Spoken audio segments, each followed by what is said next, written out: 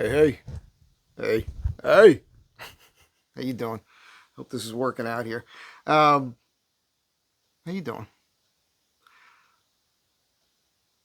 Weird times. I've noticed in my social media stuff lately, it's been insane. Like when after the inauguration, um, it was good because I started getting flooded on in my Facebook feed with pages that I had totally forgotten about. I hadn't seen them in 4 years. It was more conservative stuff. Lately, I'm getting bombarded with new pages I've never heard of, never followed. That's all more left wing type stuff. It's really, there's a war for your mind that's going on.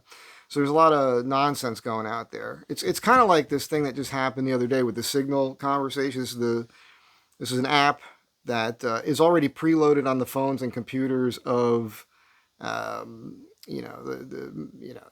Hegseth, people like this, and it's an established app that everybody uses. And apparently this one guy got in that chat. He was included in somehow.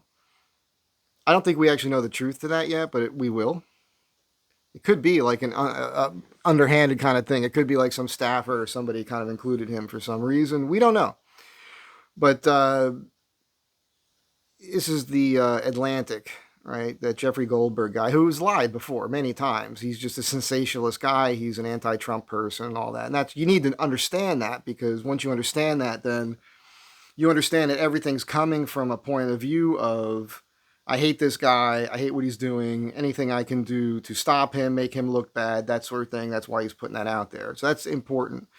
It's going to turn out to be like a non-issue, but the media's tried to jump on it and like suddenly report the news, even though they weren't reporting anything that was going on under Biden that could somehow be seen wrong, like the fact that he was an empty shell and other people were doing the job. Like there was some cabal of we don't know who these people are that were actually running the country. Case in point with that is also what's going on with what that communication was all about, which was destroying these Houthis in Yemen who have been controlling the straits there, getting into the Red Sea. I didn't know anything about that. Did you know anything about that? I had no idea that was going on. Now, look, I'm not watching all the media all the time, but I didn't know that that was going on. And apparently, it's been going on for a couple of years now, and the last administration didn't do anything about it. New sheriff in town, they're taking care of stuff. So, I'm just saying that's what's going on. Now, another thing that's going on because of the social media stuff, I'm seeing a ton of it. I'm also getting bombarded lately by a lot of spam in my inbox on my email. And it's just so interesting how things are. I got one right now. Let me just open it here.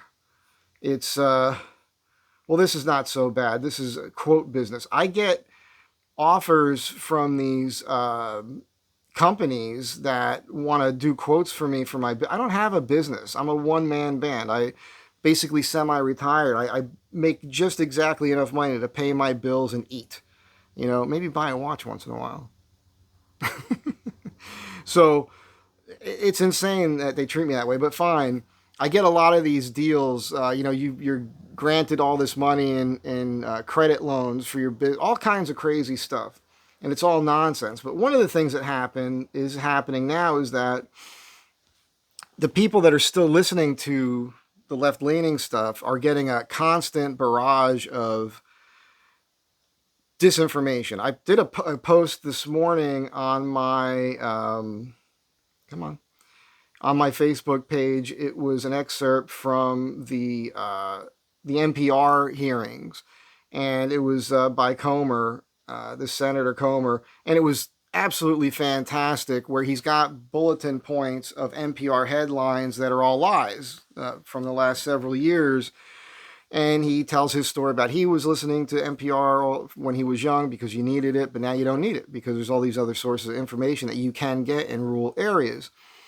And the way he broke it down was fantastic, and I highly recommend that you watch that. I watched the hearings. I didn't watch the whole thing. It was funny. I turned them on, and it was right just before he came on and started speaking. And then I actually recorded it, and I let the next guy go, who's this Garcia character from out here in California, who made a complete mockery of it, putting up pictures of characters from Sesame Street. You know, it was silly, silly nonsense. But I might include that on the Sunday night chat video. I don't know. At any rate, there's a lot of crazy that's being shared right now in the feed. I could probably find some right now. That's just, it's just meant to make you upset. And here's one here: Virginia Freedom Caucus. Never heard of it. All of a sudden, I'm getting it. I don't want to waste your time on this because I didn't come here for this. I came here for a specific one that was shared. Now, this is a friend of mine who I adore. Absolutely adore this woman. And I'm going to click on this right now and read it to you. So her question to me was, she sent me this post. It's a picture of Trump and Elon together. It says John Smith Marketing. Never heard of it. But apparently one of our friends posted this. Now, one of the things that's been happening is this is tough, man, because we all went to high school together. You know, we're Gen Xers. My class graduated in 1985. We're all still real tight. We had great memories together, and we love each other as human beings. And when we get together, it's awesome. It's like we graduated last week. But as happens with your friends and family and whatnot, some of them are susceptible to this stuff. And then the rest of us are concerned about it, and we talk about it, and we wonder about that person. And we ask one another, like, how can we get through to that person? It's not even that we think that we're always right about everything, but we know that what they're sharing is propaganda, you know? So she sent me this thing. She says, what do you say to people who post shit like this? And so I'll read it to you. Again, this is by John Smith Marketing. Never heard of it. It says, it's pretty far away, and I'm not wearing any glasses here, so bear with me. Yale University exposes Donald Trump and the entire Republican Party by revealing that their proposed budget plan would transfer a massive amount of wealth from the poorest 40% of Americans to the richest 1%. Okay, Yale University, Ivy League school. We know that all the Ivy League schools are extremely far to the left. That would be this way for you. It's this way for me. You know, so right away I'm suspect. And also, I will say that tax breaks they're across the board. And because the rich pay all the taxes, about half the country doesn't pay any income tax whatsoever, and they spend more money and everything else, they actually pay everything, basically. They pay for the whole country. It's the rich mostly that does that. So, of course, when you look at numbers, it's going to look like they're getting the biggest tax cut, which they would be technically, but they're still the ones who are funding everything. So just keep that in mind. According to Yale Budget Lab, the MAGA plan to dish out $4.5 trillion in tax cuts paired with $1.5 trillion in spending cuts will disproportionately affect the poorest swath of the population. Explain it so I understand it, I suppose I would say to that. But researchers, and they give these guys names, have no idea who these people are. So I would say, I'll read my response to this in a minute. Explain that the MAGA budget includes a staggering $230 budget cuts in the Supplemental Nutritional Assistance Program, SNAP, over 10 years, as well as $880 billion gutting of Medicaid in the same span. Now, I'm not even sure that this is correct, but that's what they're saying. And I don't know who these guys are, but I would say if you want to know, and I don't care to know because as I read, I'll make more of my points here, but it's propaganda and I'm not sure about it. And if I wanted to know, I would research these two guys, Harris Epsteiner and John Rico. I'd want to know who they are, what they've written in the past, and how many of their productions, it is a production, how many of their predictions have come to pass. There's a lot of experts out there, Rachel Maddow, people like that, who say all these things, and they'll tell you there's something that is real, and then they'll tell you all these predictions about what's going to happen, and then nothing ever happens. We've been over this on my last Sunday Night Chat video, and I have to be careful about what I say, because with certain terminology, it gets flagged by the algorithm, like the little AI bots, and then people who lean, this way over here. they are also go over it and then they hurt me. They'll hurt me or they'll hurt you or they'll hurt anybody with a YouTube channel who goes still against the grain of the religion of weather, what's going on with the planet. That's always been going on. The terminology has been changed to a term that you can't argue against because there's always been change with the environment. But, the predictions that have been made going back 20 years ago, 30 years ago, none of them have come true. Not a single one of them. So, and I just want to say, when I was a kid in school in the 70s, they told us we were about to enter an ice age. They told us by the year 2000, we'd all be starving to death, oil would be depleted, and, we'd be living on a frozen tundra, and none of that happened. None of it happened. So, I'm old enough to know and remember these things. It's like the sky. When I was a kid, it was blue skies. Planes would fly over. There might be a contrail so far behind the plane that dissipates pretty much automatically. Not planes turning on and turning off things and putting all this stuff in the sky. It's a whole different thing that's going on. I got tons of pictures of as a kid that I took with people outside at the beach. Nothing. Sky doesn't look like a crazy checkerboard or something. Now you see it. I'm just saying, when you're older, you remember these things. You got proof of it. You can talk about it. Let's get back to this. While Trump has insisted that he doesn't want to cut Medicaid, experts agree that there is simply no way to finance the budget plan without such cuts. Interesting sentence after the last one where they gave you numbers. Now, in this sentence, experts agree. Well, who are the experts? Tell me who the experts are. And that there is simply no way to finance the budget without such cuts. So they're guessing. This is like they tell you this, but in the next sentence, it's like they're hedging what they just said. It's very bizarre the way it's written. Then in quotes, it says, so I guess somebody said this. This must be from these guys. It says the overall effect of these three policy changes would be regressive, shifting after tax and transfer resources away from tax units, in parentheses, members of a household filing a tax return together, at the bottom of the distribution towards those at the top, they wrote. Okay. Then again in quotes, tax units at the bottom of the income distribution would see a reduction in after-tax and transfer income of 5%. Those in the middle of the distribution would see a modest increase of 0.6%, and those at the top 5% of the tax units would see an increase of 3%. More than 100% of the net fiscal benefit would accrue to the top. Okay, it's freaking crazy. Look, they're trying to lose you like they just lost me in the minutia of this. If they take a plan and they say, you're doing this and it's going to result in this, mathematically, which they've done this before and oftentimes it doesn't actually happen. I don't think the budget things have ever been correct.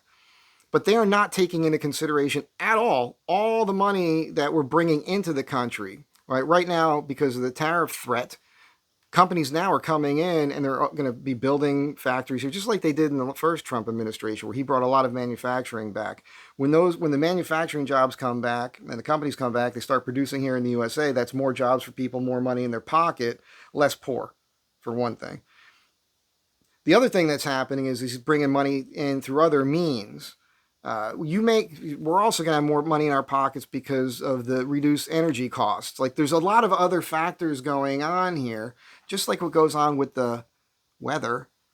They don't factor in all the stuff. They just use the stuff that they can show you to put forth a narrative that isn't real. They don't care if it's real or not. They just want you to get you to believe something to make you upset so that you're on their side. Useful idiots, Vladimir Lenin called them. And in the last little mini paragraph of a couple sentences here, it says, of course, this is what MAGA always stood for. The gullible voters who thought that Trump actually cared about the working class are going to see their benefits slashed so that billionaires can buy more yachts. That last statement lets you know that this is pure propaganda. So everything else in it doesn't matter. And you have to understand, you have to read these things and be able to break them down. Now, my response to her, which I don't even remember, it's kind of lengthy and it's kind of small print here, so I apologize. But what I said is, her question was, what do you say to people who post this crap like this? And my response is, I don't say anything to them. Reports like this don't take into account the money coming in from all the other things that they're doing. When I say they're doing, I mean the Trump administration. The rich always get the biggest break because they always pay the most taxes. The rich fund everything. Poor people don't hire people like me. Hating on the rich is stupid. I still stand by that. We need the rich. Researchers, Harris, okay, I took this sentence with these two guys' names, I put it in parentheses, and I copied and pasted it. And I says, da da da da. Okay, my answer says these guys. Who are they? So if you really want to get into debunking this, start with looking up these two people and see what other predictions they've made that have come to pass. All right, I just said that a few moments ago. Then again, in parentheses, I took one of the sentences from this. It's wild. Trump insisted he doesn't want to cut Medicaid, blah blah blah. And my response to that sentence, Medicaid. See what's going on here. The right. Okay. So they're not sure if this will happen. I have a question mark. They're not sure if this will happen. The writer is assuming he has to cut Medicaid. Or actually, I put that as a question. So the writer's assuming he has to cut Medicaid? You see what's going on here in the writing. All right, it's again, see what's going on here in the writing? I'm just pointing out that the way things are written, it calls into question what came before it. If you read a lot of these full articles in magazines, it's all these horrible things and predictions. And then usually in the last paragraph, they hedge their bets. And they're like, well, we could be wrong. Yeah, I'm surmising here. It's not verbatim. But nobody ever reads past the headline usually. Most people don't read past the first couple paragraphs. But when you read the whole story, they almost always rebut what they just wrote. It's friggin' crazy. And then in a lot of these, left-leaning rags, they'll have they'll send you somewhere to like another story to back up what they're saying in this story. But it's almost always from their same publication. So they're quoting themselves. It's crazy. Okay, see what's going on here in the writing. This is coming from Yale, and we know that the Ivy League schools are off the mark. Okay, I already touched on that. The last sentence, which is the one I just read you, which is, of course, this is what MAGA always stood for, the gullible, blah, blah, blah. It's how you know that this is bullshit. Okay. So that was my response to her on this. And this is all I'm pointing out to you, is that right now our friends, our loved ones, our family, some of them are susceptible to this, and they read it, and its desired effect is to get you outraged so that you then share. Like the stuff I share, I'm not outraged by. I'm sharing stuff that kind of backs up my position, which is what they're trying to do. But they're coming from it with an angry tone because that's all they have. We don't know anything is going to happen. I've already given you a couple of examples going way back where there's been all these things that have been said in these predictions that have never come to pass. They never happen. So many things that have come out of Washington over the years on both sides have gotten us into situations where they create regulations and all sorts of things that cost more money, take more money out of your pocket, which is really the bottom line here. This is what the bureaucratic shadow government that's been running things for decades wants to do. They want to weaken you as a free person. They want to take away your liberty. They don't want you having the money in your pocket. They're finding ways to take money out of your pocket, which is the expansion of government through all these government jobs. And there's all these government regulations and taxes and all these other things that take more money out of your pocket, make it more difficult for you to be a free person because they don't want you to be free. They want to control your mind and brainwash you with a bunch of nonsense. And it's working on some of the people we care the most about. So what do I say to the people who post this? Nothing. Let them do it. If you're in the mood at that moment in time and you want to break it down like I did for them, you could do that. You could look up the guys that are mentioned in the story and find out what's going on. You could look at the track record of everything that's come out of Yale if you want to on any given subject and go back 20 or 30 years and find out how many of those predictions have actually come to pass. And if you did that, you could really put forth an argument to make this look as dumb as it looks to me and hopefully help your friend to snap out of it. I know that I've helped some people with that, but there's a lot of people I know that I've talked to about any particular issue, and they get it, and when we can get past it, but then they constantly revert back to it. And I've told these stories before where people have come into my life and they do a 180 and then they end up coming back to me and they're like, well, dude, I gotta, you know, because of what I'm saying now, which I know is true, it's hurting me in my business, or it's hurting me like out here in Hollywood for getting jobs and that sort of thing.